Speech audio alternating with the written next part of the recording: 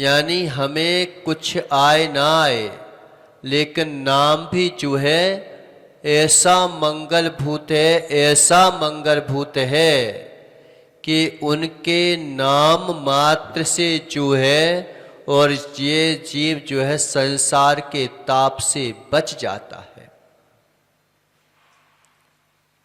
एक नाम लो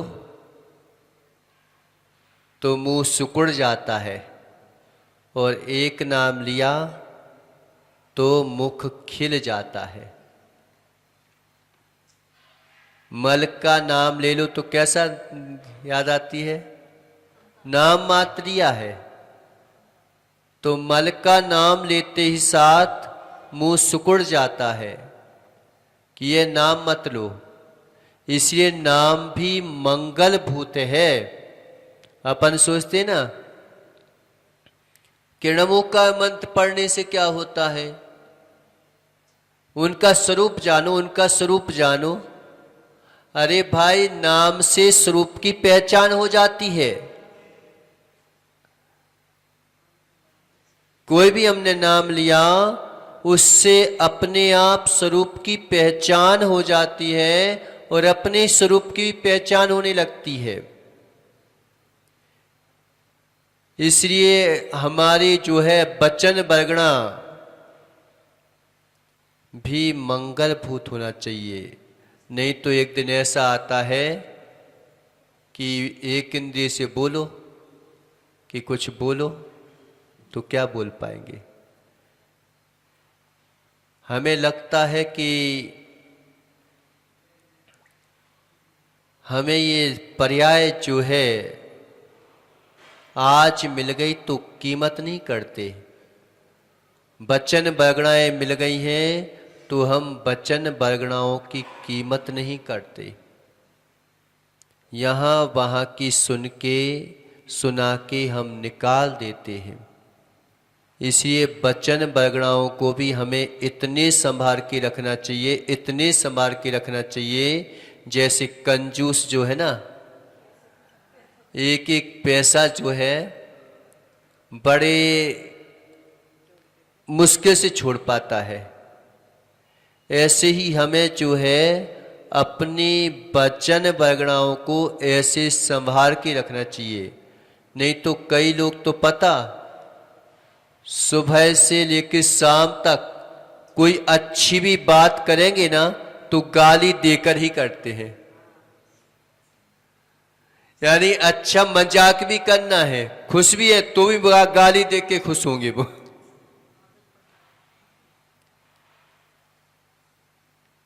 इसलिए हमें बहुत संभल के रहना चाहिए कि नाम भी जो है मंगलभूत होता है।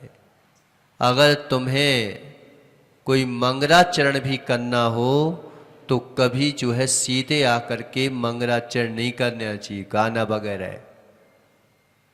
पहले नंबर अगर तुम्हें नहीं आता, अच्छा हो कि अपने ग्रंथों की गाथाएं जो है पहले बोलो, फिर उसके बाद कोई बात चालू करो। और गाथाएं याद ना भी हो तो फिर सबसे पहले महामंत्र का जो है उच्चारण करो और फिर उसके बाद अपनी बात को चालू करना चाहिए। क्योंकि हमें मंगल का बोध होना चाहिए कि हम किसके सानिध्य में क्या बोलने जा रहे हैं। यहां तक कि आचार्य भगवान बट्टके स्वामी, आचार्य भगवान रवि सेन स्वामी ने पद्म पुराण में और बट्टके स्वामी ने मूलाचार में कहा है कि जो रोज जो है नमो अरिहंताड़म, नमो अरिहंताड़म, नमो अरिहंताड़म, यानी कोई भी घटना घटे एकदम से ओ मताई रे, ओ दद्दा रे, ओ कक्का रे याद ना आने पाए, उस समय ओ नमो अरिहंताड़म याद आ जाए तो निश्चित मानो कि झटका लगने पर भी अगर मृत्यु भी हो गई तो तो निश्चित है कि वह स्वर्ग में देव ही बनेगा। और नमो अरिहंताड़म की जिसने सिद्धि कर ली, सिद्धि मतलब कि बोलता रहा किसी भी बात में, चाहे दुख के दिन हो, चाहे सुख के दिन हो, चाहे कष्ट के दिन हो, चाहे जो है खुशी के दिन हो, कैसे भी दिन हो, नमो अरिहंताड़म, नमो अरिहंताड़म, नमो अरिहंताड़म। इतना मात्र अगर व्यक्ति जो है अपने आप को धारण कर ले, आचार्य भगवंतों ने उसको बोला कि उसकी समाधि हो जाती है। उसे नहीं है कोई ज्ञान, नहीं है पूरा आगम का ज्ञान, नहीं है गाथाएं याद, नहीं है कुछ भी याद, लेकिन नमो अरिहंताड़म मात्र का जाप करते करते ये जीव जो है भव सागर से पार हो जाता है। इसको तो जो है तुलसीदास जी ने भी लिखा। क्या लिखा कि कली कार विषय मात्र एक आधारा, सुमरनी सुमरनी करे सो भव पारा। यानी नाम मात्र के पंचम काल में इतनी साधना नहीं है कि हम उपवास कर सकें, ज्यादा वर्षा योग धारण कर सकें। लेकिन पता, अभी आज एक बालक आया का फोन आया था, बांसवाड़ा में खांदू कॉलोनी में 32 लोग जो है 16 उपवास कर रहे हैं और 500 लोग जो है 10 उपवास कर रहे हैं।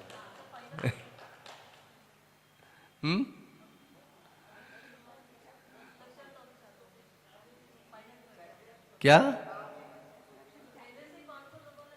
हाँ, पहले से जो है जाते रहते, कई लोग बाहर के भी आते उनके पास, माता जी के पास। तो उनके पास अभी जो बालक का फोन आया था ना, वो बता रहा था, माता जी है, विज्ञानमती माता जी हैं। तो विज्ञानमती माता जी के साथ में बहुत करते हैं लोग बाग। पिछली साल भी उनके सानिध्य में कम से कम नहीं तो 150 लोगों ने इंदौर में जो है उपवास किए थे। तो ज्यादा हमारे पास शक्ति नहीं है, तो मात्र नमो अरिहंताड़म, नमो अरिहंताड़म। वो पंडित जी है ना, लतनलाल शास्त्री, कहाँ पे? इंदौर में कंचन बाग आश्रम में, उदासीन आश्रम में, वो हमेशा ओम नमः सिद्धेभ्या, ओम नमः सिद्धेभ्या, किसी बात होगी ना तो ओम नमः सिद्धेभ्या। एक दिन जो है ना, चींटी जो है पानी की तरफ जा रही थी, तो लोगों से बोले, सोले में थे तो वो तो कर नहीं पाए थे, ओम नमः सिद्धेभ्या, ओम नमः सिद्धेभ्या, ओम नमः सिद्धेभ्या, भगवान आत्मा को बचाओ, भगवान आत्मा को बचाओ, ओम नमः सिद्धेभ्या। तो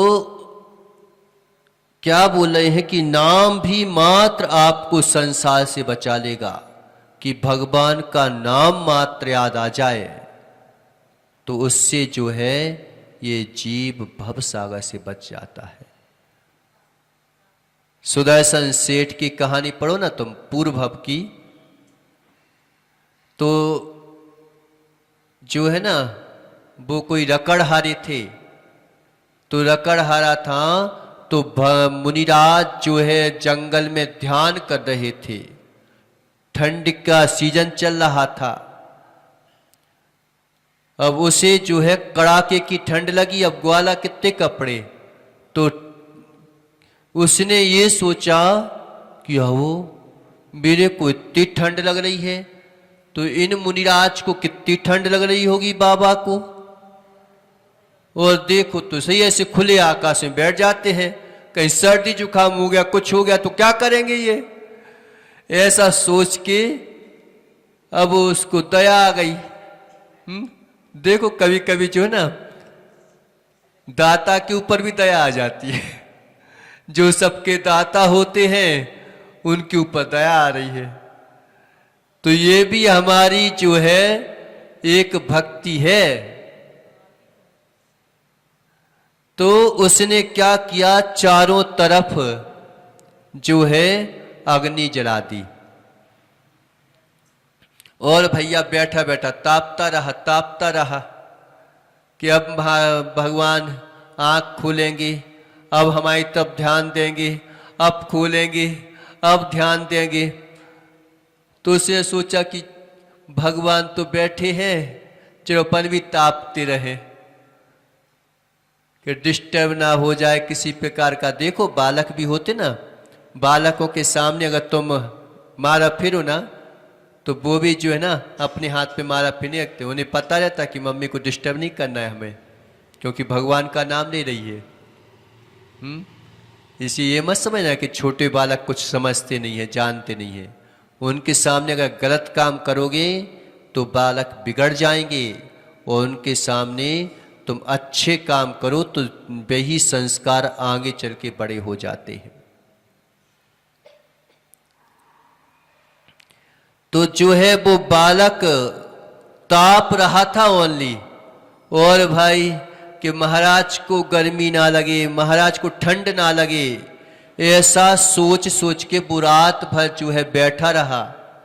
अब सुबह जो है महाराज की आंख खुली तो दृष्टि पड़ी कौन के ऊपर, उस बालक के ऊपर। तो बालक के ऊपर पड़ी तो अब वो क्या जाने, पांव रागू बाबा इतनी ठंड में कहाँ खो बैठ गए थे तुम? कहीं जुकाम होता, सर्दी हो जाता तो। अब उसकी भोली सी भाषा सुन करके तो महाराज भी कहा ठीक है, अब हमने तुम्हारी कछु रक्षा करी तो बताओ कुछ, तो हमको भी बताओ। तो कहने लगे एक काम करना, तुम नमो अरिहंताड़म का पाठ करना। ओनली इतना बोला, ओनली नमो अरिहंताड़म का पाठ करना, नमो अरिहंताड़म का पाठ करना। और वह बालक जो है नमो अरिहंताड़म, नमो अरिहंताड़म, नमो अरिहंताड़म घर में गया और पत्नी ने पूछा क्या कर रहे हो? नमो अरिहंताड़म। खाना खाओगे? नमो अरिहंताड़म। क्या बनाया? नमो अरिहंताड़म। कल क्यों नहीं आए? नमो अरिहंताड़म। कि पगला गए जे तो पूरे क्यों माता? तो उसको जो है गुस्सा आ गई क्या हर चीज में नमो अरिहंताड़म, नमो अरिहंताड़म। अब जो है उसने एक जो है रूघा लिया, रूघा समझते हो ना, चूल्हे का। तो चूल्हे का रूघा लिया, छोटी सी डंडी उठाई थी। तो कहले इनको तो अब यार भूत उतारती हूं इनके नमो अरिहंताड़म के। तो शांतिलाल जी उन्होंने एक डंडी ली और नमो अरिहंताड़म कह के उसने भी नमो अरिहंताड़म कर दिया। और जैसे ही नमो अरिहंताड़म कह के डंडी माली, उसके तो हीरे जवाहरात बन गए। और अब तो बड़ी मजबूत हो गई वो कि देखो मैंने क्या गलती कर दी है, तो भगवान का नाम था, ये तो कोई ने दिया था और हम अपने पति देव को ऐसा समझ रहे थे, वैसा समझ रहे थे। अब तो कुछ दिनों में मालूम चला कि घर भर गए और जो रकड़हारा था वो क्या हो गया? सेठ जी हो गए। अब शांतिलाल जी को चैन नहीं पड़ी। तो कहने लगी काय बिन्ना, इनकी देवी गई ना, तो काय बिन्ना क्या बात है? पहले तो तुम इतने बड़े कुछ नहीं थी, आजकल तो खूब बड़े बड़े मकानों में रहने लगे, सब कुछ करने लगे। तो कुछ नहीं कुछ नहीं। अरे बता दो ना मेरे को भी सबकी तैया करना चाहिए ना। तो कहले भैया एक बार हमारे पति देव जो थे ना, वे जंगल में गए थे, तो वहां पर कोई साधु महात्मा मिल गए। उन्होंने जो है ये बोला नमो अरिहंताड़म, नमो अरिहंताड़म। तो जो है हमको तो गुस्सा आ गई, किसी पूछे तो नमो अरिहंताड़म। खीर खाओगे? नमो अरिहंताड़म। तो हमें तो थोड़ी गुस्सा आ गई, तो हमने जो है उस लकड़ी को मार दिया। अब जो है इनकी देवी सोचने लगी कि अच्छा ये तो मेरे ही मंत्र है। और मंत्र है तो उसने सोचा कि अपने पति को एक तुम लकड़ी बेच के आओ, और लकड़ी बेच के आओ, फिर बोलना नमो हरिहंताड़म। अब इनको भूख लगी तो कह रहे कि देखो तुम हम कुछ भी बोले, तुम नमो हरिहंताड़म बोलना बस। अब उनको तो क्या है, भूख लग रही थी, और सेठ जी पहले से तो घर में आए और कह लगे भूख लगी, हाँ भूख लगी, अरे नमो हरिहंताड़म बोलो तुम तो। वो क्या खाओगे कुछ, आओ, अरे नमो हरिहंताड़म बोलना है तेरे को। और ऐसा करके बेचारे ने अपने पति देव के ऊपर मारा। मारना मत है। तो नमो हरिहंताड़म की महिमा देखो आप।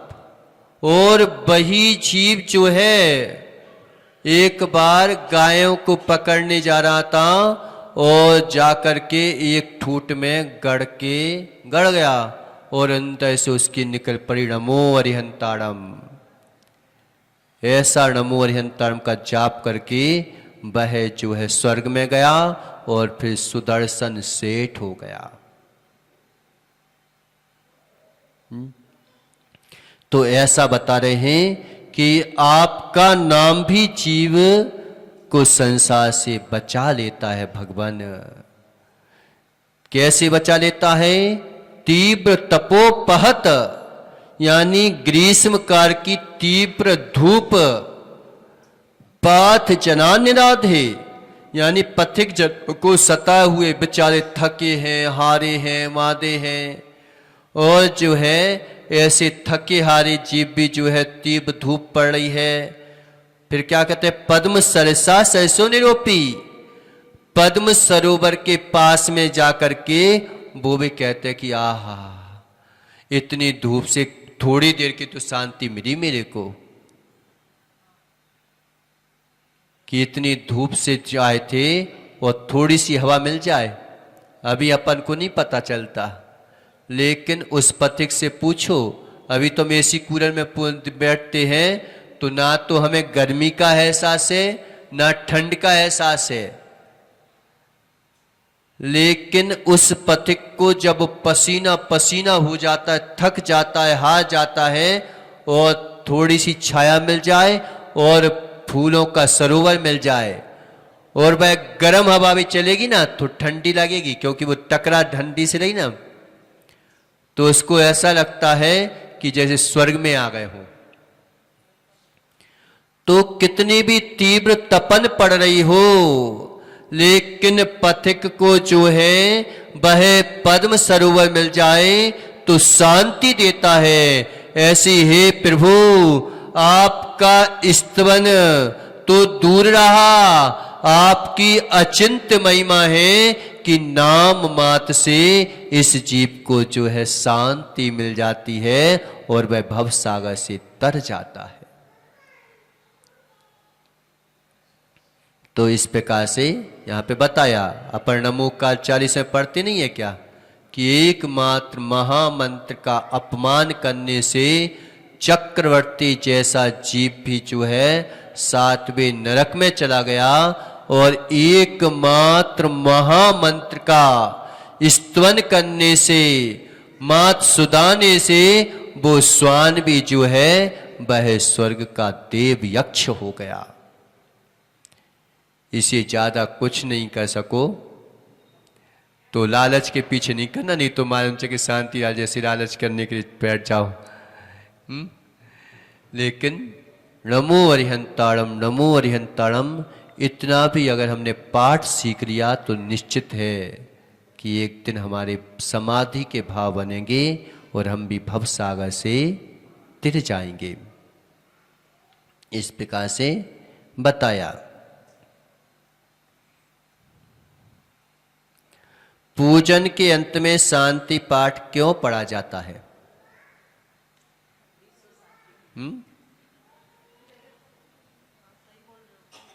कुछ भी बता दो, अपने मन से ही बता दो। तो अच्छे से बोलो ना, क्या क्या है, अच्छे से बोलो। क्यों पढ़ा जाता है सुरेश भैया?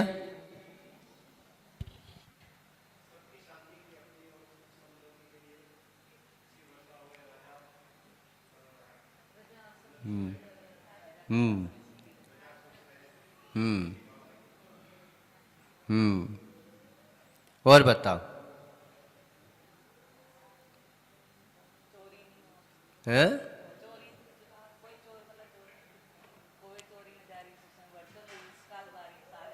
हो तो सर्वभूत हित के लिए शांति पाठ करते हैं अपन, है ना। मात हमारे घर में हो ऐसा नहीं करते। अरे भाई, जब पूरे विश्व में बोलोगे तो तुम्हारे घर में शांति होगी, और कहीं देश में अशांति चल रही हो तो तुम जो हो बच जाओगे क्या? पड़ोसी के घर में आग लगे कि हे भगवान मेरे घर में शांति हो जाए, मेरे घर में शांति हो जाए, पड़ोसी के घर में आग लगी है, तो बताओ तुम्हारे घर में नहीं आएगी क्या वो आग? क्योंकि पड़ोसी के घर में लगी तो एक दिन तुम्हारे घर में भी आ जाएगी। इसलिए भैया पड़ोसी के घर की भी आग बुझा दिया करो, पता चल जाए तो कहीं गया हो कोई तो भैया लग गई है आग, तो कोशिश कर लेना है। ये मत सोचना कि ये तो पड़ोसी का घर है, हमारा घर थोड़ी ना है। तो हम जो है जब प्राणी मात्र के कल्याण की भावना करते हैं तब अपना कल्याण निश्चित हो जाता है। जो मात्र अपने कल्याण की बात करते हैं वे तो स्वार्थी होते हैं। और स्वार्थी भी कैसे होते हैं? अगर परम स्वार्थी बन जाए तो स्वार्थ सिद्ध हो जाए, लेकिन मात्र जो है पर से स्वार्थ की सिद्धि करते हैं तो उनका स्वार्थ भी जो है ना व्यर्थ चला जाता है। इसलिए प्राणी मात्र से जो है हमें विश्व के सर्वभूतों के प्रति जो है शांति की भावना करना चाहिए। चाहे वो शत्रु हो, चाहे कोई हो, चाहे तुम्हारी जमीनें पचा रखी हो, चाहे तुमसे उधार ले गया हो, चाहे तुम्हारा शत्रु हो, सबके प्रति ये परद्रव्य है, हमने किया होगा तो हमारे कर्मोदय में आ गए। जब हमारे कर्मोदय में आ गए तो हमें क्या समस्या है?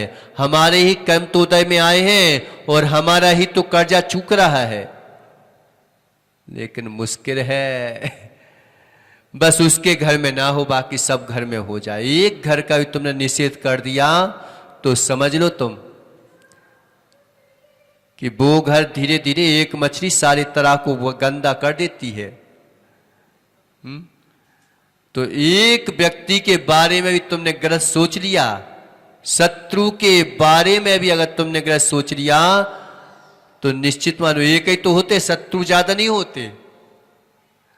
राग कितने से कर पाते हो बताओ? अच्छा, कितने लोगों से कर पाते हो राग? माद ज्यादा हुआ तो अपने परिवार से कर लोगे, अपने बच्चों से कर लोगे, और ज्यादा हुआ तो रिश्तेदारों से कर लोगे। उनसे भी आज राग नहीं है आदमी को। कहते जरूर है कि महाराज हमारा काम बन जाए, हमारा ऐसा हो जाए, बच्चों को गर्भ में मरवा रहे हो, उनसे भी राग नहीं है तुम्हारा। नहीं तो अगर होता तो कम से कम मैं वासना को नहीं संभाल पा रहा हूं तो उसके फल को क्यों नष्ट कर दूं मैं? इसलिए जो है सर्व शांति की सुख की कामना के लिए जो है शांति पाठ करते हैं, और ये भावना करते हैं कि सब लोगों को जो है किसी के यहां चोर को भी सद्बुद्धि मिले कि वो चोरी ना करे, ऐसा यहां पर भावना करते हैं। भगवान की दर्शन पूजन से क्या लाभ होता है? कोई लाभ होता है कि नहीं होता? महाराज जी मैं तो जब से कर रहा हूं कुछ नहीं हो रहा है। तुम अच्छे खासे दिख रहे हो, ये लाभ नहीं है क्या? स्वस्थ दिख रहे हो, ये लाभ नहीं है क्या? तो क्या लाभ होता है? क्या लाभ होता है? भगवान की पूजन करने से? नहीं पता? अरे अभी महावीर भैया को समझा रही होती तो बहुत अच्छे से समझा देती। यहां पे हमारे सामने बोलते नहीं बन रहे हैं। इतने बुरे लगते हैं हम आपको कि महाराज जी आपके सामने नहीं बोलेंगे, बाकी सबके सामने बोल देंगे। अभी प्रवचन करने का बोल दो, फिर देखो क्या प्रवचन करते। तो भगवान की दर्शन पूजन से क्या लाभ होता है? क्या लाभ होता है?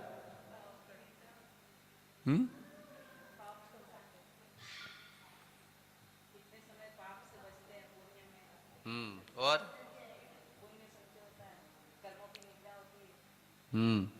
और कौन से कर्मों की निर्जरा होती है? 8 कर्मों की निर्जरा हो जाती है। हाँ, 8 कर्मों की भी निर्जरा हो जाती है, ऐसी कैसे नहीं होती? करते करते अपने में लीन हो जाते तो 8 कर्मों की निर्जरा हो जाएगी। अच्छा, महाराज पूजा नहीं करते? महाराज लोग पूजा करते कि नहीं करते? अरे भगवान भी जो है द्रव्य पूजा कर लेते हैं, महाराज भी द्रव्य पूजा करते हैं। नहीं, द्रव्य पूजा भी करते हैं महाराज। अरे द्रव्य पूजा करते हैं, ऐसे कैसे नहीं करते? जबरदस्ती नहीं करते।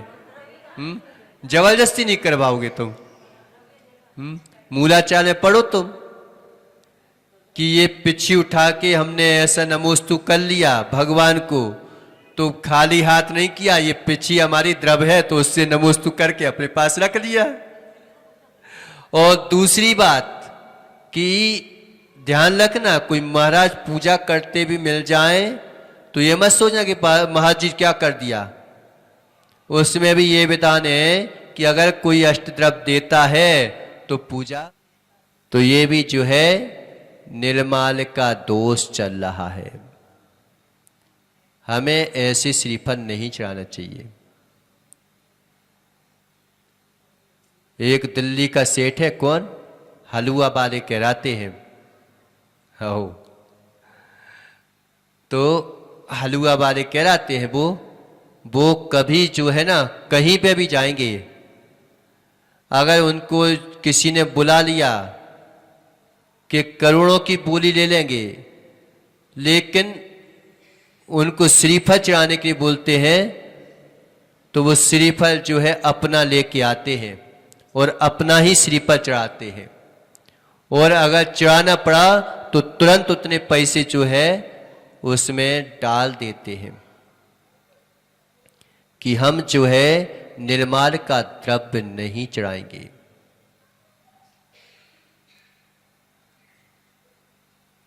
अधिकांशतः लोग जो है ना, अब जैसे हम जाते थे कहीं पर भी शिविर वगैरह में गए तो अपन को लगता है फार्म तो फ्री में भरवा देते हैं, लेकिन ऐसा कोई बालक नहीं होता है कि वहां पर दान करके ना आए।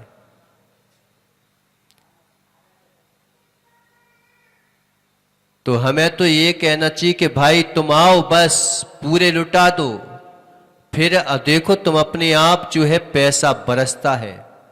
और हमने पहले से ही एक डिसाइड कर दिया कि इतने पैसे दे दो, तो उतने पैसे दे के रह जाते हैं लोग बाग। जब महाराज के प्रवचन चलेंगे ऐसा कौन होगा जो नहीं देगा, और नहीं भी दे पा रहा है तो हमने अपनी पूजन सामग्री से अपनी उसको करवा दी पूजा, तो दोष थोड़ी ना है। तो कोई भी द्रव्य अपनी शक्ति के अनुसार हमें चढ़ाना चाहिए, हमें देना चाहिए उसको। कम से कम अगर देखो वहां पे फार्म के पैसे रखे जाए तो कितने रखे हो जाओगे, ज्यादा से 1200 10 रख दोगे। और वहां पे जब वो देते हैं तो कितना आता है। देखा गरीब से गरीब व्यक्ति जो है ना सुरेश भैया, वहां पे गरीब से गरीब व्यक्ति 1000 रुपए तो दे के ही आता है।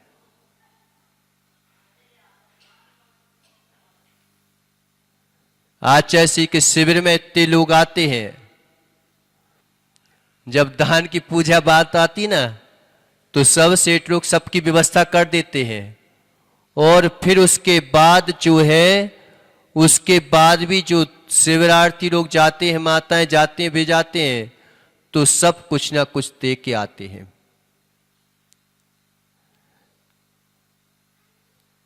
तो ममत्व का त्याग करना है हमारा। अब जब हमने ममत्व का त्याग कर ही दिया, दे दिया, अब सोचो कि इसका क्या होगा, क्या नहीं होगा। क्या पता पुजारी को चढ़ा रहे हैं हम, तो भैया ये तो पुजारी ले जाएगा। तुम्हें पुजारी दिख रहा है, भगवान नहीं दिख रहे।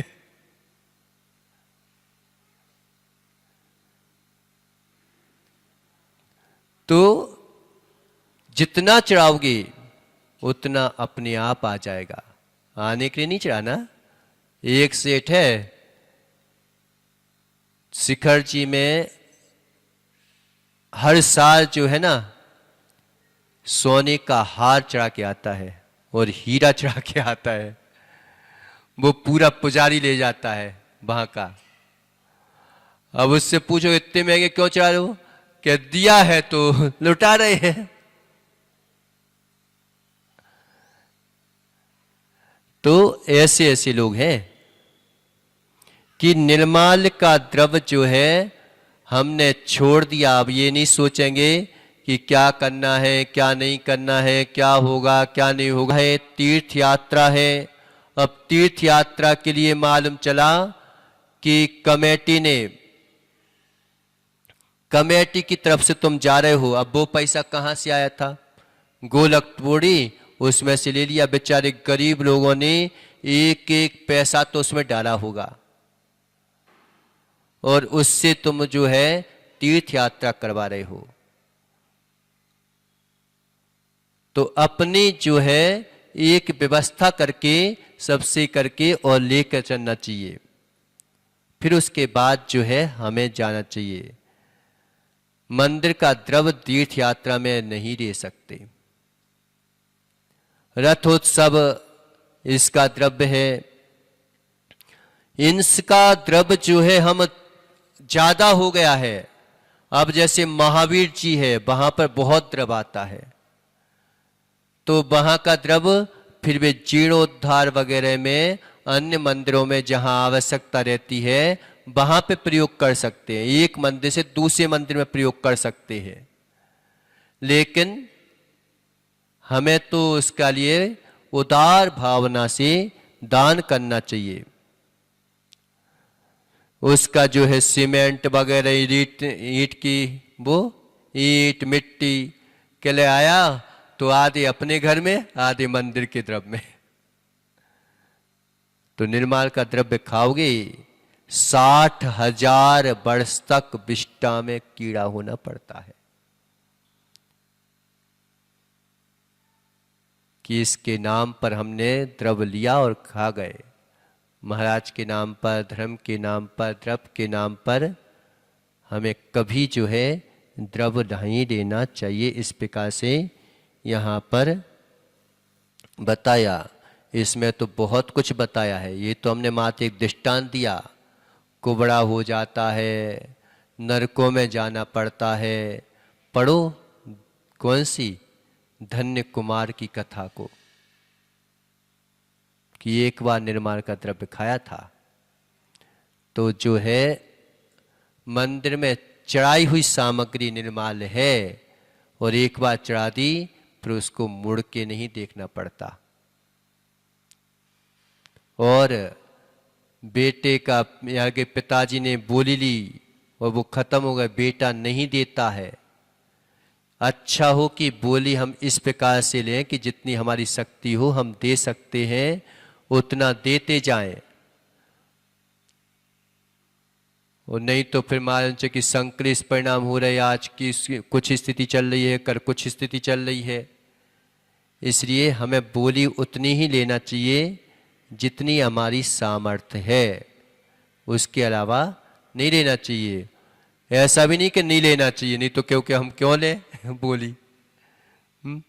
वो भी जो है, जो लोभ कसाय है, वो भी जो है मूर्छा परिग्रह है, वो भी नरक जाता है। जो दान नहीं देता वो तो कसाई है, और जो दान खाता है वो महाकसाई है। इसलिए भगवान की पूजा भक्ति आराधना में जो द्रव्य चढ़ाया जाता है वो निर्माल का है।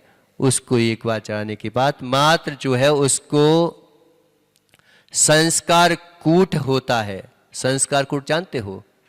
जो पुजारी वगैरह होता है वो संस्कार कूट कहलाता है, वो लेता है उस द्रव्य को। जो दास वगैरह होते हैं वे लोग उस द्रव्य को लेते हैं, लेकिन महापुरुष लोग उस द्रव्य को नहीं लेते। फिर वो जो चाहे तो कर सकता है, हम कुछ नहीं कर सकते। कई लोग कहते हैं ना गाय को डाल दो, कई लोग कहते हैं कि किसी को खिला दो। वो पुजारी का काम है, दास कूट का, वो संस्कार कूट का काम है कि वो क्या करे। तो इस प्रकार से बताया।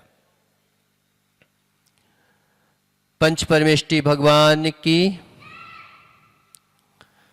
बंदो सिर अरिहंत पद सिद्ध नाम सुखकार, सूर्य पाठक साधु गण है जग के आधार। इन पांचों परमेष्टि से सहित मोलय हमान, अपराजित व अनादि है नमोकार शुभमान। नमोकार महामंत्र को नमन करूं सत्यवान, चारिसा पर करे रहो सात्वधाम साकार। चालीसा पर करे लहू स्वात्मधाम साकार। हो जय बंती अनादि मंत्रम, नमोकार अपराजित मंत्रम।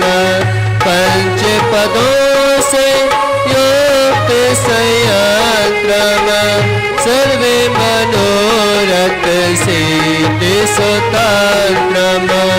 33 अक्षर माले इसमें, 58 मात्रा भी है। अतिशयकारी मंत्र जगत में, सब मंगल में कहा प्रथम है। जिसने इसका ध्यान लगाया, मन मंदिर में इसे बिठाया, उसका बेड़ा पार हो गया, भवदधि से उतार हो गया। अंजन बना निरंजन क्षण में, शैली बदली सिंहासन में। नाग बना फूलों की माला, हो गई शीतल अग्नि ज्वाला। जे बंदर से इसी मंत्र को सुना सन ने मरणा सन्यो, शांति भाव से काया तच कर गया स्वर्ग अक्षेन्द्र बना तब। एक मेली ने मंत्र सुनाता, राजघराने में जन्माता। जाति स्मरण हुआ जब उसको, उसने खोजा उपकारी को। पदम रुचि को गले लगाया, आगे मैत्री भाव निभाया।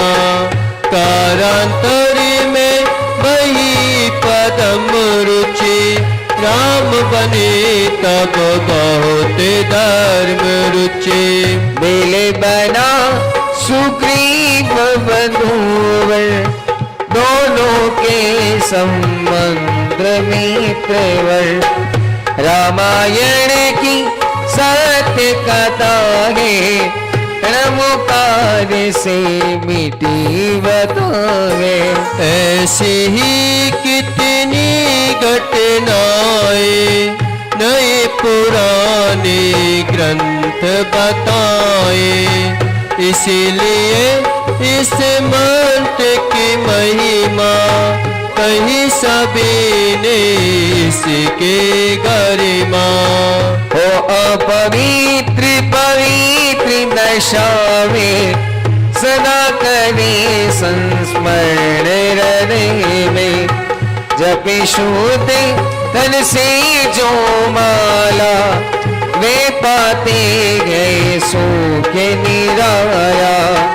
अंतर मन पावन होता है, बाहर का अगमल धोता है।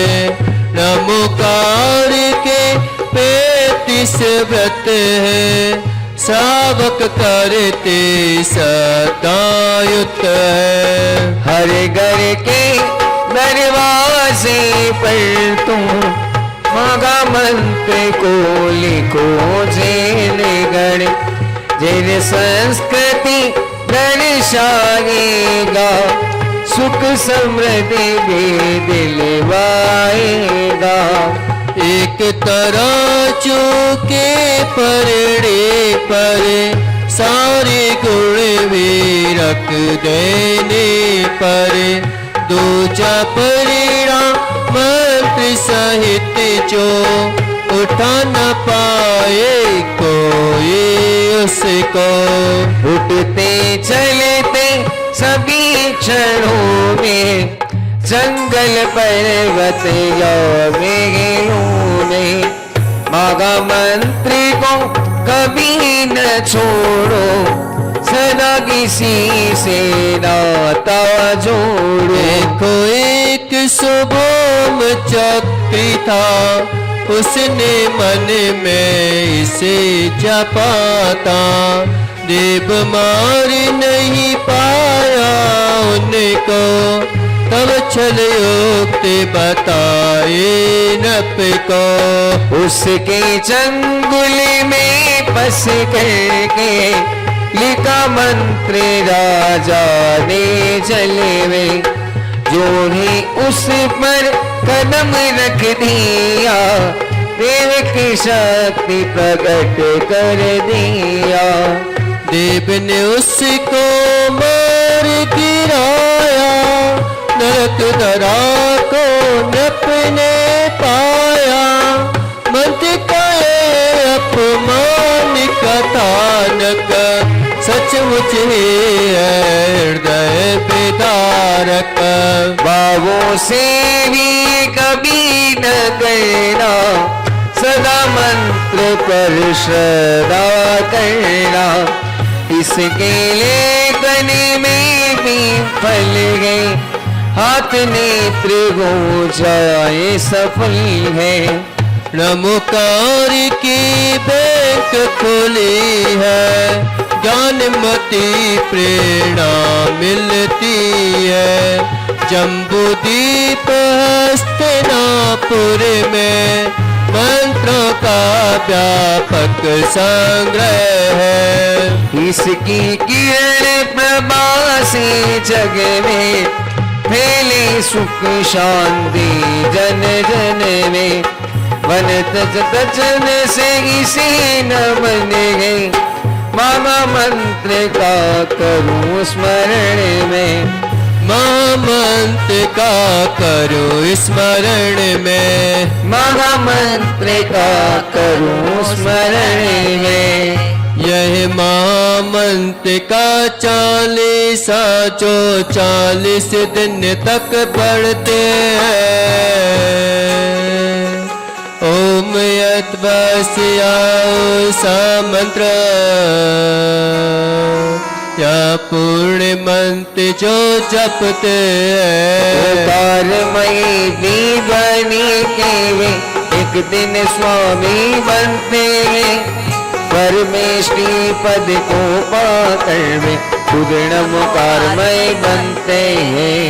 25 वीर यदयासन शुक्लाए कम तिथि में रच दिया ज्ञान मत गणने के शिष्या चंदना मत जी मैं भी परमेष्टि पद पाऊं प्रभु कब ऐसा दिन आएगा जब मेरा मन अंतर मन में रम कर पावन बन जाएगा। रम कर पावन बन जाएगा, रम कर पावन बन जाएगा। नमो हरिहंतारम नमो सीताराम नमो आयरियारम नमो वचायारम नमो लोए सब साहुराम। नमो हरिहंतारम नमो सीताराम नमो आयरियारम नमो उवजायारम नमो लोए सब साहुराम। नमो हरिहंतारम नमो सीताराम नमो आयरियारम नमो वचायारम नमो लोए सब साहुराम। पंच परमेष्टि भगवान की जय। बोले परम पूज्य 108 श्री प्रसम सागर जी गुरुदेव की, जय। मुनि संघ की। जय।